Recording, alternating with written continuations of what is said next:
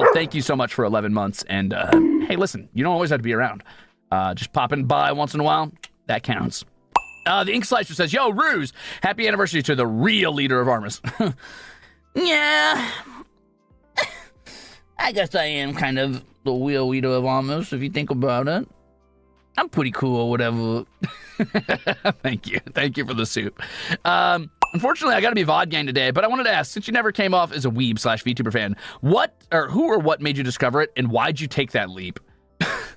Well, do you want the honest answer? Because it's not super exciting or cool or interesting. At the time, I was working as a guardsman, actually.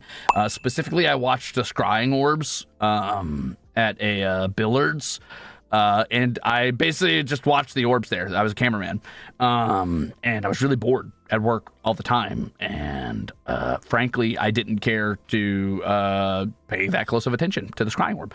So I was on Twitter a lot, and I was watching like YouTube stuff. Yeah, like FNAF. Exactly. I was pondering the orb all day, just like in FNAF. So I spent a lot of time like watching YouTube or on Twitter and things like that, and just kind of passively, occasionally looking back at the scrying orb. And I eventually saw clips of VTubers. And I was like, what the fuck are these guys doing? I was like, this is kind of goofy. This is kind of weird. I was like, that's silly. I like characters. I think that's fun. I was like, I like, all these cool people doing cool shit. And I was like, oh, wait, these guys aren't like doing a show. These are just people. These are just people who are like cool, I don't know, fucking VTubers, I guess. Like just expressing themselves in a different medium. I was like, I want to try that. And that's basically how it happened. That's it. And then like, as far as the government goes, I don't fucking know, dude. Weird, impossible luck, right place, right time. Government saw me do some cool bounty hunting and were like, hey, man, you want a job? And I was like, maybe, I guess. I was like, depends. Yeah, sure, I'll give it a shot. When that happened, I basically asked myself, one, do I deserve this? Maybe not. But the question I think I asked myself the most is, am I willing to put myself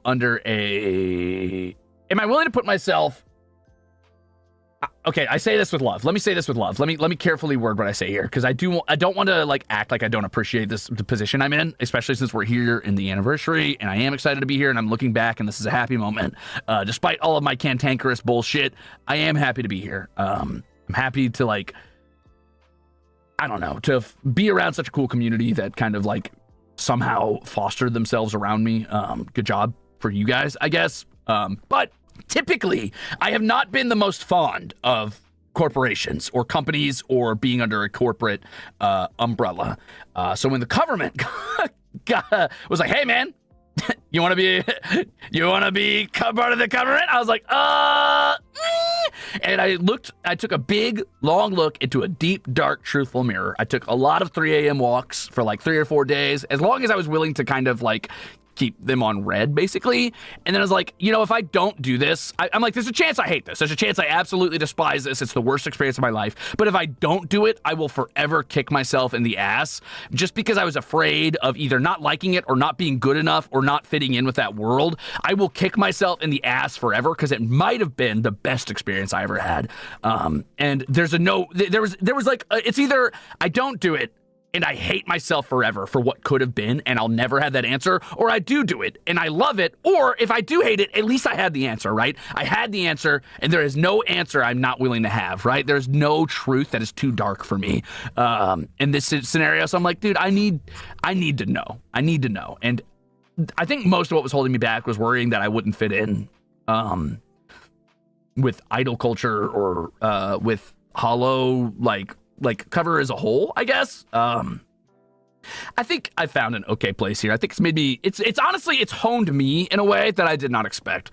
I think I came in kind of with a little bit of a, not a chip on my shoulder necessarily, but a bit of a like, oh, fuck it, I'm gonna be here and I'm gonna be who I am. If they don't like it, they can fuck off. And there's still that like level of energy there, I think, and I still kind of feel like that. Like I'm still gonna be true to myself, but I think that I've come to respect and in some ways cherish the culture around cover and the cover community as a whole, I guess. Not that I think that like everybody here is some big fan of cover. I know you're fans of your favorite Oshis and stuff, and that's cool. And I think that's healthy. I think you should be fans of people you like be fans of creators.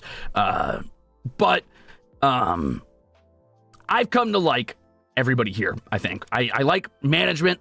I like You know, my manes, they're cool. I like the other boys sometimes, once in a while.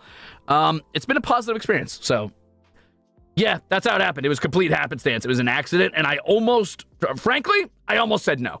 But I am glad I didn't. I almost said no partially out of just being an obstinate prick about companies, and I almost said no out of fear, and I'm glad I didn't say no.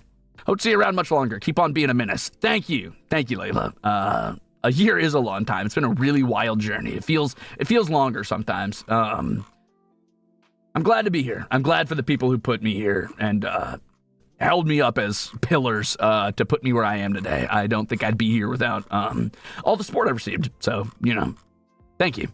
Genuinely. And thank you for making dreams come true, you bunch of fucking nerds. Limit says...